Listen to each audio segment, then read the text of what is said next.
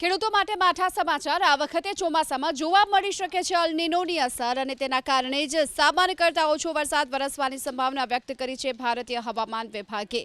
દક્ષિણ પશ્ચિમ ચોમાસા દરમિયાન અલ નીનોની સ્થિતિ વધુ મજબૂત બની શકે છે। ભૂમધ્ય પ્રશાંત મહાસાગર પર અલ નીનોની સ્થિતિ હાલ સક્રિય છે અને ચોમાસા દરમિયાન વધુ તીવ્ર બને તેવી સંભાવના, જેના કારણે નબળું ચોમાસું અને અતિશય ગરમી પડી શકે છે। સરકારે 197 જિલ્લાઓમાં તાત્કાલિક બચાવ કામગીરી અને આકસ્મિક આયોજન શરૂ કરવા સૂચના આપી। ખેડૂતોને ઓછું પાણી માંગતા પાક અને કઠોળનું વાવેતર કરવાની સલાહ આપી। આ તરફ મધ્ય પાકિસ્તાન અને પશ્ચિમ રાજસ્થાન પર એક સાયક્લોનિક સર્ક્યુલેશનની સિસ્ટમ સક્રિય હોવાથી આગામી 7 દિવસ હળવાથી મધ્યમ વરસાદની આગાહી છે।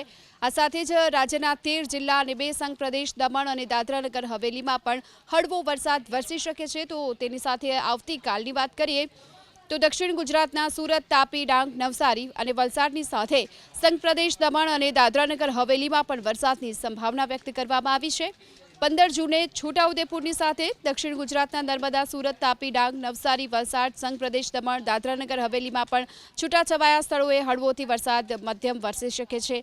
આ હવામાન વિભાગે માહિતી આપી છે કે હાલ તો ચોમાસું મહારાષ્ટ્રના મોટાભાગના વિસ્તારો સુધી પહોંચી ચૂક્યું છે। તેલંગાણા, આંધ્રપ્રદેશ અને કર્ણાટકના કેટલાક વિસ્તારોમાં સાનુકૂળ સ્થિતિએ ચોમાસું આગળ વધી રહ્યું છે।